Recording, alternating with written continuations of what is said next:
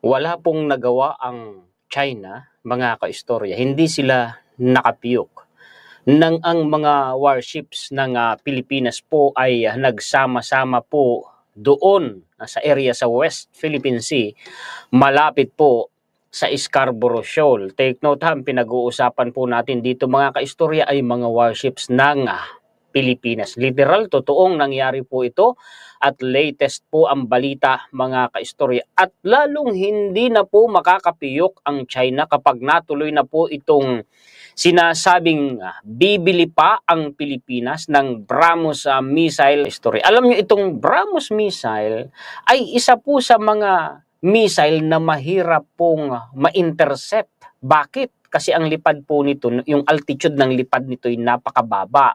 Alam niyo naman ang radar ng isang warships, mga kaistorya, ay umaasa po sa altitude para ma-detect yung papalapit na kalaban kagaya ng mga fighter jets at mga missile. Eh kaso, kapag mababa ang lipad ng isang missile, napakahirap po nitong ma-detect at isa po sa itinuturing ngayon na high-tech at malakas na missile ay ito pong BrahMos missile na gawa po ng India. Idagdag mo pa na mayroon pong Typhoon missile launcher ang Amerika dito sa Pilipinas at bibili pa po tayo noon. Sabi mismo mga kaistorya ng Department of National Defense natin, iniiyakan ngayon ng China. Ay biruin mo ba naman, yun palang Typhoon missile launcher na yun ay dalawang klase ng high-tech na missile ang kaya niyang paliparin. Isa po doon ay ang SM-6 missile at ang isa ay yung Tomahawk missile na sinasabing kaya po nitong pasabugin ang mainland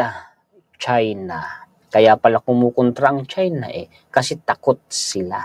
Ayaw nilang lumakas ang Pilipinas. Wala naman silang magawa dahil po sa matapang na paninindigan ng gobyerno natin ngayon. Abay wala ikang pakialam ang China kung anong gustong gawin ng Pilipinas. Totoo naman yun. Palakihin ko po ang mga references natin, paki-share po at paki-like mga kaistorya para malaman po ng ating mga kababayan ang mga magandang balita po na ito. Ilipat ko po dito. West Philippine Sea.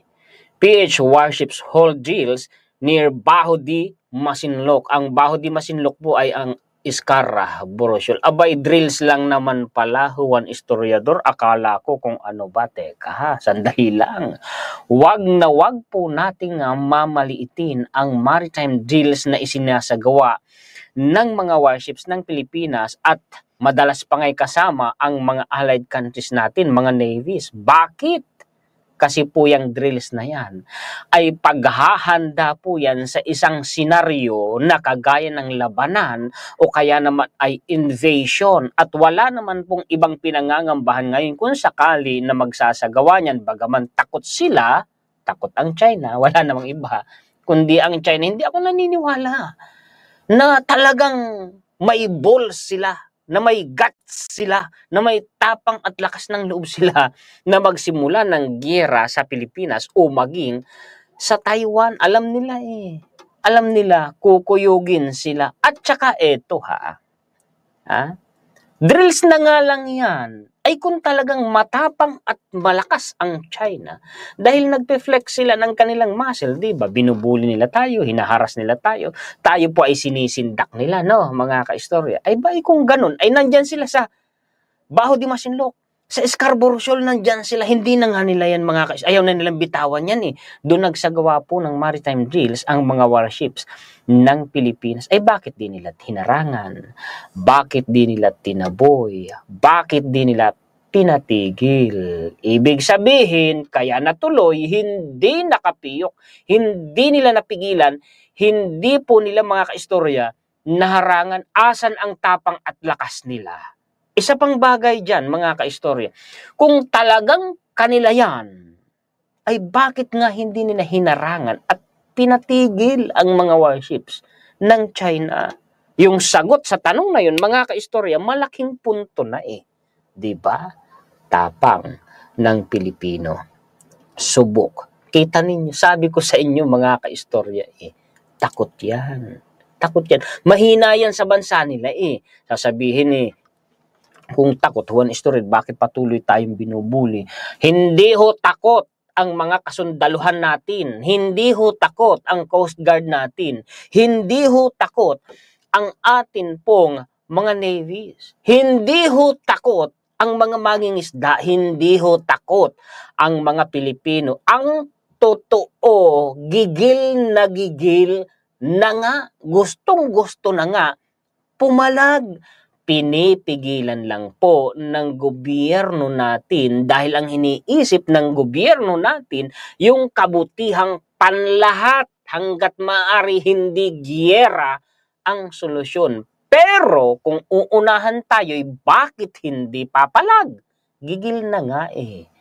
Mga senior citizens na nga, gigil na gigil eh. Paano pa kaya yung kalakasan ng mga Pinoy? Paano pa kaya yung mga sundalo, yung mga Coast Guard natin, yung mga mangingisda natin? Diba? Gets nyo ang punto natin? Alam kong nararamdaman ninyo at naiintindihan ninyo ang sinasabi ng inyong kaistorya. Ituloy natin. Several warships of the Philippine Navy, hindi lang isa, hindi lang dalawa, kundi po several, ibig sabihin maraming warships ng Philippine Navy ang nagsagawa ng exercises Friday. Kahapon lamang po, during a sovereignty patrol in the West Philippines Sea, amid the continuing presence of China's so-called monster ship off the Zambales coast. And speaking of that monster ship of China, mga kaistorya, Coast Guard nila yan. Hinarangan po ng Coast Guard natin. Pinigilan po. Ikumpara mo yung size ng vessel natin sa monster ship ng China. Bakit nagawang maharangan at mapigilan? Mga kaistorya. Di ba, ayan yung sinasabi ko sa inyo. Yeah? Napigilan. Hindi pinalapit sa baybayin po ng Zambales. In a statement, the Philippine Navy said, its offshore combat ships held a unilateral, exercise to sustain and enhance the operational proficiency of its assets and personnel in the vicinity of Bahudi, Masinloc. Alam nyo, isa po sa purpose ng ganyang exercise or maritime drill ay pagpapakita ng lakas, puwersa, kahandaan, at tapang. At palagay ko'y nakikita ng China, imposibleng hindi, mga kaistorya. Headlined by the multi-mission capable frigate BRP Antonio Luna. PN capital ships currently deployed in the West Philippine Sea. Asa na yung sinasabi nilang iniwan na natin ang West Philippine Sea. Mismong Navy natin nandun pala. Nagpapatrolya. BRP Antonio Luna umano, mga kaistorya. Include the Del Pilar class patrol vessels, BRP Ramon Alcaraz, 3 na, and BRP Andres Bonifacio, 4, the Philippine Navy said. Officers and crew of these vessels trained on routine surface operations to improve their expertise and mastery in handling and manning the modern systems of the efficient use of the combat ships. Kita ninyo, mga kaisto, nakikita ng China, abay, nakahanda pala ang Pilipinas. Teka lang. Alalay muna tayo ha. Hinay muna tayo. Tapos dadagdagan pa ng mga allied countries natin all over the world, yung mga navies nila. Pumupunta dyan po sa West Philippine Sea, nagsasagawa ng joint maritime exercises. Nakikita yun ng China. Nakikita ng China kung ano yung babala sa harapan nila. Nakikita nila kung ano yung susuungin nila. Marami silang babanggain. According to the Philippine Navy, the conduct of this routine unilateral exercise demonstrates the importance of training as an effective tool to achieve and maintain the level of readiness. Talagang handang-handa and interoperability that is crucial in the fulfillment of the Navy's mandate of securing the seas and upholding the nation's territorial integrity. Yan ba yung sinasabing pinabayaan at iniwan? Nakahanda ang Navy natin anytime, mga kaistorya. Nakahanda po sila. Kaya wag po kayong mag-alala. Ito pa, Philippine Navy holds exercise near Scarborough Shoal. Yan din yun, mga kaistorya. Pero hindi ko na babasahin pa. Ngayon, ang magagalit lang sa balita na ito, mga pro-China. Yung mga modern makapili. Na ang sabing terminong ginamit naman ni Congressman Barbers, tinagalog talaga niya, mga makabagong makapili na kung hindi ako nagkakamali, siya rin ang may sabi na ito ika, may mga binanggit pa ng mga vloggers bayaran ng China. Sila lang naman ang magagalit sa mga ganyang balita. Ayaw nilang makakakita ng ganyang balita. Well, anong pakialam natin sa kanila? Dahil ang katotohanan, bilad na bilad, sa ilalim ng sikat ng araw, sa katanghaliang tapat, nakararaming Pilipino gustong ipaglaban ang West Philippine Sea. Mas nakararaming Pilipino, majority ng mga Pilipino, suportado po ang administrasyon sa ipinaglalaban nila, mga kaistorya, dyan sa West Philippine Sea. Ito ang balita, ipakita ko nga sa inyo. Actually, noong mga nakaraang taon pa'y gumawa na ako ng content tungkol dyan, pero may bago kasing result ng survey. Ayan yan, January 17, 2025 po, lumabas online ang balita na yan. 84% of Filipinos back government move to assert rights in West Philippine Sea. Okta. Paano na lang kung pro-China ang nasa gobyerno natin ngayon? See? Nakikita ninyo? Ayaw kasi ng mga Pilipino na inaapi tayo. Ayaw ng mga Pilipino na ninanakawan tayo ng teritoryo. Yan yung katibayan na ang mga Pilipino gigil na sa China. Asar na sa mga pro-China. Yan ang katibayan. Kaya po mga kaistorya, huwag kayong magpapaniwala sa mga pro-China. Tinatakot tayo, sinisindak tayo ng China, sinusuportahan pa ng mga maka-China. According to Okta, 84% are rallying behind the national government, noting that the agreement is highest in Metro Manila, with 90% of adult Filipinos expressing support. Suportado ng nakararaming Pilipino. Yun pong ginagawa ng Presidente BBM na ipinaglalaban ang West Philippine Sea. Balance, Luzon recorded the lowest agreement at 81%. 81% pa rin among socio-economic classes. Agreement ranges from 77% to 84%, with the highest level observed in Class D, followed closely by those in Class E, said Okta. Kasama ba kayo dyan? Ako, tiniti ako sa inyo mga kaistorya dyan sa majority na yan ng mga Pilipino na kasamang sumusuporta sa gobyerno na ipinaglalaban ang West Philippine Sea. Sinisigurado ko sa inyo, mahigit pa sa 100% kasama ako dyan. Kayo po, kasama ba kayo dyan mga kaistorya? Comment nga po kayo. A quick look at the result shows that the agreement is nearly similar between males, 84%, and females, 83%. Kita ninyo, mga ka-story. Meanwhile, the percentage of adult Filipinos who supported the national government's efforts is higher among Filipinos in rural areas, 86% than those in urban areas, 81%. Expected yun. Ano, mga ka-story. Ito pa, sino bang source natin dito? Si Global Defense News. Philippine now negotiates with India for 9 BrahMos anti-ship missile batteries to counter China. Siyam. Tapos meron tayong ilan na nauna. Yung isang BrahMos missile lang, mga kaistorya, mapasabog lang yan ang isang warship ng China. Pilay ng China noon. Napakalaking kawalan po ang isang warship, mga kaistorya, sa kalipunan ng Navy. May magagawa bang China dyan? Pumiyok man sila, umangal man sila, umiyak man sila, wala silang magagawa. Hindi nila pwedeng pigilan yan. According to Max Defense Philippines, on January 6, 2025, the Philippine Army is in advanced discussions with India's BrahMos Aerospace for acquiring additional BrahMos anti-ship missile coastal batteries. Ay, salamat naman kung ganun talagang. Ako ay napapabilib, no? Sa pulisiya at sa taktika po, mga kaistorya, sa determinasyon ng administrasyon ngayon. Ito pa. Philippine ship stops Chinese vessel from entering economic zone of Zambales. Hinarang po.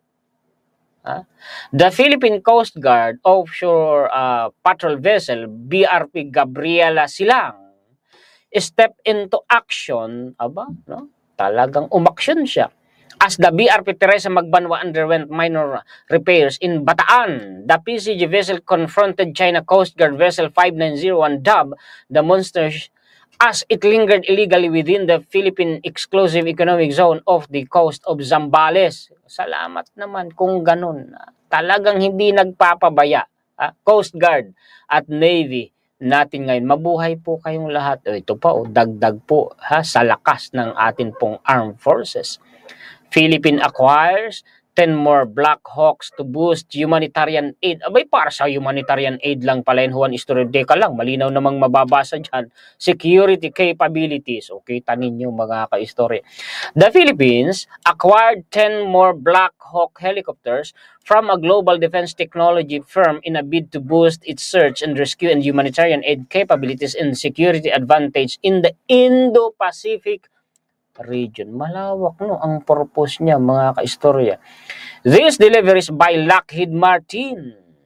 Ang Lockheed Martin po ay isa sa kumpanyang gumagawa ng mga high-tech na assets po ng Armed Forces po ng Amerika to the Department of National Defense in 2024 mark a significant milestone in a contract signed in 2022 which provides for the acquisition of 32 Sikorsky Black Hawk helicopters under the DND's additional utility helicopters acquisition projects. Kita ninyo, sinasabi nila kung kurakot ang administrasyon ngayon, abay, kurakutin na lang kaya nila yan kaysa ibili. Hindi ibinili. O, kita ninyo mga kaistorya, di ba?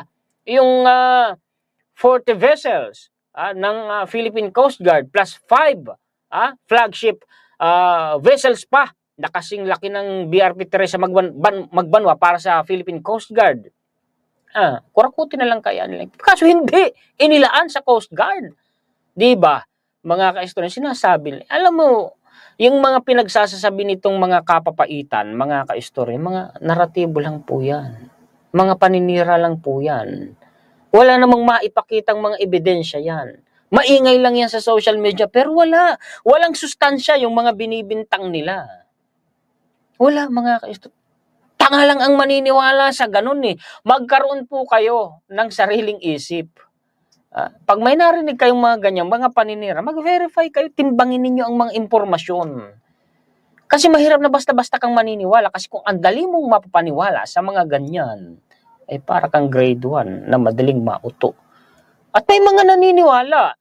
Well, yung mga naniniwala, karamihan sa kanila, mga kapapaitan din. Sila lang nag-uutuan. Kasi kung may ebidensya sila, bakit sa social media sila tumatakbo? Diba? Mga kaistorya, may nakita na ba kayong matibay na ebidensya pinakita nila? Para sa kanila, yung mga bunganga na madaldal, kagaya ng bunganga ni Maharlika, ebidensya na daw po yun. Iharap niyo si Maharlika sa korte. Doon yung pagbungangain, tingnan natin kung paniwalaan siya ng korte. Sa korte, hindi pwedeng basta bunganga. Kailangan may physical evidence ka, may proof. Diba? Sasabihin, si PBBM magpa-kuha na lang, yung sa hair strand, mga kaistorya, hair follicle test. Teka lang, kayo ang nag-akusa. Base sa rule of law natin, kung sino nag-aakusa, sila yung magpapakita ng ebidensya, patutunayan nila na totoo yung akusasyon nila. Bakit yung inaakusahan ang gusto nilang magbigay ng proof?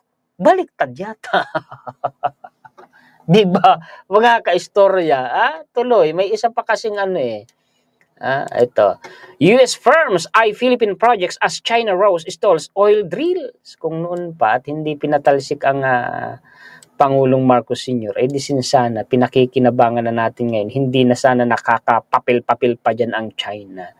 Salamat naman kung sakaling matuloy ay mga kumpanyang Amerikano. Huwag lang ang China, mga kaistorya. Huwag lang talaga ang China. Salamat naman kung ganun. Kung gusto po ninyong mabasa ng buo, ito pong reference na ito, o ang lahat ng mga references na ito, as usual, alam nyo naman ang akin pong estilo, mga kaistorya, yung mga links ng mga yan, yung mga URLs ng aking mga references, ay inilalagay ko po sa description ng atin pong content. Click nyo lang yung description, mababasa nyo na dyan mga kaistorya sa bandang ibaba, bandang gitna ng description. May numberings pa nga yan in order pa nga yan yung mga references ko. Click nyo lang, mababasa nyo na agad, mabe-verify po ninyo. Ano ho? Kasi dito sa atin, bawal mag-imbento dito sa YouTube channel ni Juan Historiador.